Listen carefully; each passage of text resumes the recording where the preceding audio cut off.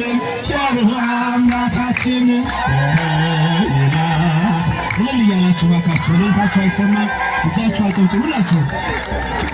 አምላካችን ሰላም ለኢትዮጵያ ሰላም ለሀገራችን ሰላም ለኢትዮጵያ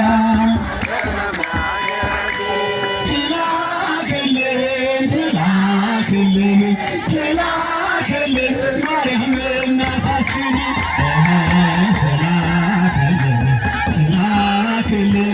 ትላክልን ጽዮን እናታችን ሰላም ለኢትዮጵያ ሰላም ለሀገራችን ሰላም ለኢትዮጵያ ሰላም ለሀገራችን ትላክልን ጽዮን እናታችን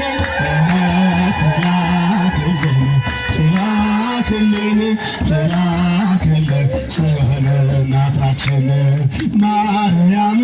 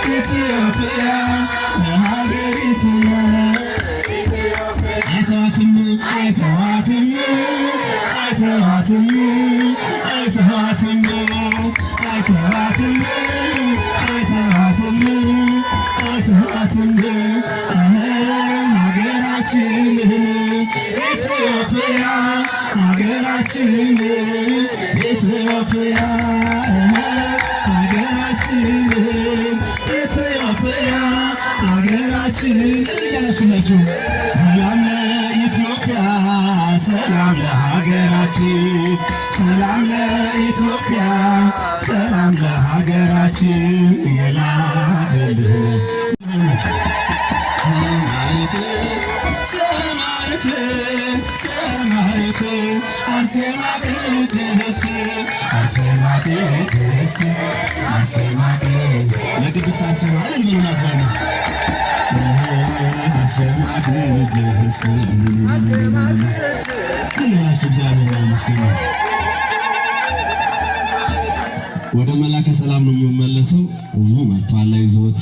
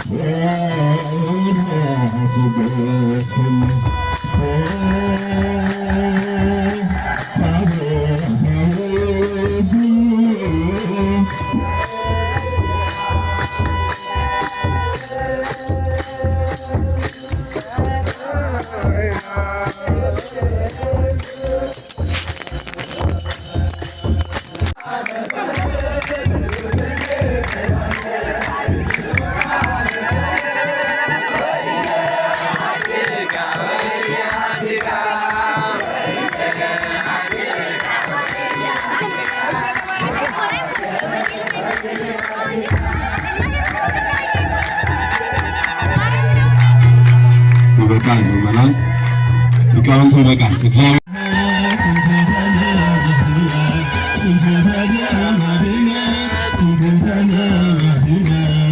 ማርያም ሚካኤል ሚካኤል ሚካኤል ሚካኤል ሚካኤል ስለ ቅዱስ ሚካኤል ላላችሁ እግዚአብሔር ይመስገን። ሊቀ መላእክት ሊቀ መላእክት ሊቀ መላእክት ሚካኤል ሊቀ መላእክት ሊቀ መላእክት ሊቀ መላእክት ሚካኤል ገብርኤል ገብርኤል ገብርኤል ቅዱስ ገብርኤል ገብርኤል ትስብእት አምሳለ ትስብእት ለቅዱስ ገብርኤል ሁላችሁ እግዚአብሔር ይመስገን። አምሳለ ትስብእት አምሳለ ትስብእት አምሳለ ትስብእት ለቅዱስ ዮሐንስ ዮሐንስ ዮሐንስ ዮሐንስ ቅዱስ ዮሐንስ የምትወዱ ዮሐንስ ዮሐንስ ዮሐንስ መጥምቀ መለኮት መጥምቀ መለኮት መጥምቀ መለኮት ዮሐንስ ቅዱስ ዮሐንስ መጥምቀ መለኮት መጥምቀ መለኮት መጥምቀ መለኮት ዮሐንስ አርሴማ ሰማዕት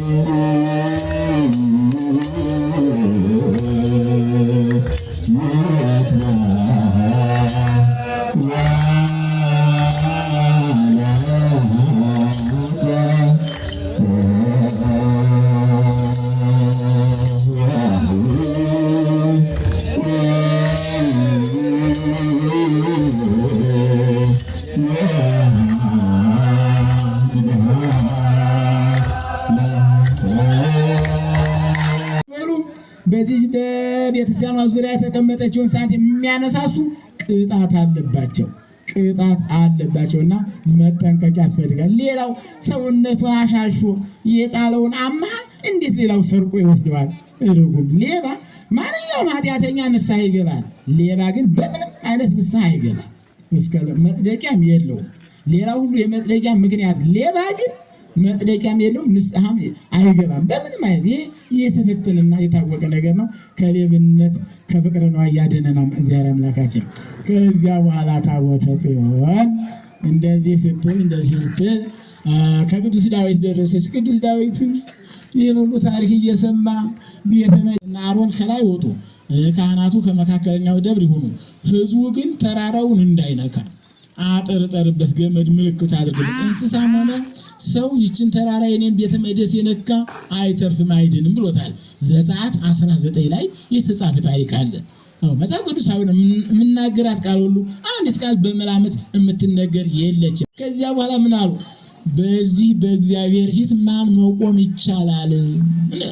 ለዚህ ነው አሁን ዛሬ ምዕመናኑ ከታቦት የማትጠጉት ክህነት የተቀበለ ሰው ብቻ ነው እንጂ ታቦት የሚያዩ የሚዳስሰው ዲያቆን እንኳን አያይም። ምክንያቱም ለቄስ ብቻ ነው የተፈቀደው፣ ለጳጳስና ለቄስ ነው። መንበሩን እንኳን እንዲቻርገው ዲያቆኖቻችን አይነኩም፣ ሕግ አለ እንዳይነኩ ነው። እንኳን መንበሩን ልብሰ ተክህኖ የለበሰውን ቄስ ልብስ እንኳን መንካት አይቻልም። ልዩ ኃይል አለ። ልዩ ኃይል ከእግዚአብሔር የተሰጠ ልዩ ኃይል አለ። አባቶቻችን እንደዚህ አድርገውልናል። ጌታችን ኢየሱስ ክርስቶስ በደብረ ሲና እንደው ላንተ የሚገለጥ አምላክ ለኛ የሚገለጥልን አሉት። እንግዲያስ ከተማ ደግሞ ዋይ ከጃማ አንስተው ወሬሉ፣ ከወሬሉ አንስተው ካቤ፣ ከካቤ አንስተው ደሴ እንደማለት ነው። እንግዲህ በየከተሞቻቸው ወደ አቃሮን ወደ አስቆለና ያው እሱ ያገባችበት ሁሉ እባጭ ከጭኑ ትራስ የሚያልባጭ ምን እንደሆነ አለ። ተጨነቀ፣ ሰማይ ምድሩ ተጨነቁ ፍልስጤማውያን። ከዚያ በኋላ ጠንቋዮች አሏቸው። አንዳንዱ ጠንቋይ ብልህ ነው፣ በሳይኮሎጂ እኮ ነው ስራውን የሚሰራው። እና ጠንቋዮቻቸው እንግዲህ ለዚህ ያልጠነቆሉ ለመቼ ሊሆኑ ነው አሉና ሄደው እንደዚህ ያለ መከራ አግኝቶናል፣ ታቦተ እግዚአብሔር የምትባል መጥታ ይህን መሰለ መከራ አገኘን፣ እንዴት እንሆን አሏቸው። እነዚያ ወደኛም ሳትደርሳሉና እናንተ በጎን አድርጋችኋል፣ አጥፍታችኋል። ምንም ይሁን ዝናዋን ትሰማላችሁ። ባህረ ኤርትራን ከፍላለች፣ ፈርዖንን ገድላለች፣ ከሰማይ መና አውርዳለች፣ ከድንጋይ አፍልቃለች፣ አሕዛብን ሁሉ ድል እያደረገች የኢያሪኮን ከተማ 7 ጊዜ ይዘዋት ቢዞሩ ንዳዋለች። ይህን እያወቃችሁ ወስዳችሁ እናንተ ከእንጨት ጣዖት ቤት ታስቀምጣላችሁ እንደበሉ አሁንም ካሳ ካሷት ብለዋል። እግዚአብሔር ገልጾላቸው ካሳ ካሷት። ምን እንካሳው? ምንድነው የወጣባችሁ ከጭናችሁ አላቸው። አይጥ የሚያህል እባጭ ነው የወጣብን አሉ። አይጥ የሚያህል ወርቅ ሁላችሁም ሰብስቧል። እንደዚህ እያደረጋችሁ ካንጥረኛ እያሰራችሁ አይጥ የሚያህል ውሰዱና ሰረገላ ሰርታችሁ አዲስ የወለዱ ጊደሮች እነሱ እንደ ፈረሱ አድርጋችሁ ጋሪ እያስጎተታችሁ ታችን ታቦቷን በልብስ አጎናሳችሁ ከዚያ ከጋሪው ላይ አድርጋችሁ ስታበቁ ሰረገላ ነው በምታውቁት ብየነች ከሰረገላ አድርጋችሁ ያንን ወርቅ ሁሉ እስቲና ይሄን ድንጋይ አንሳውና ይሄ ዝም ብሏልና መልሰው አቧራውን ተደፍቶ ነው ያደረው። አባውሰው ምን ብለው ታቦተ ጽዮንን ከታች እሱን ደግሞ ከላይ አድርገው ሄዱ፣ ደብቀው ማንም እንዳይሰማ። በሁለተኛው ሌሊት ደግሞ ስብርብር ውልቅልቅ አድርገው አደረች።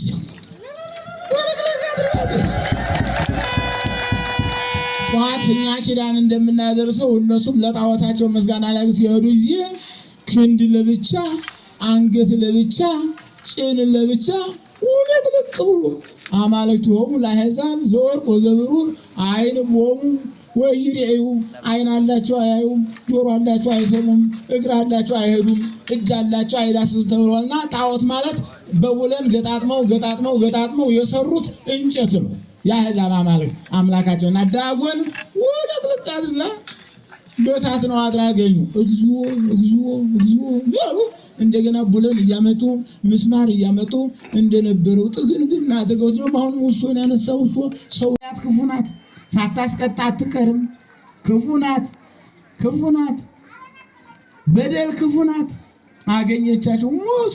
ከዚያ ደግሞ ታቦተ ጽዮን ደግሞ አሕዛብ ይዘዋት ሄዱ። አቤት እግዚአብሔር አይጥም። አሁን እንደው እሱ በእጁ ያዘጋጃትን ስሙን ያስቀመጠባትን ታቦት እነሱ መውሰድ ተችሏቸው ነው። ስራ አለው፣ ጥበብ አለው። ከዚያ ወሰዱ፣ ደስ አላቸው። በቃ ዳጎንን አመሰገኑ።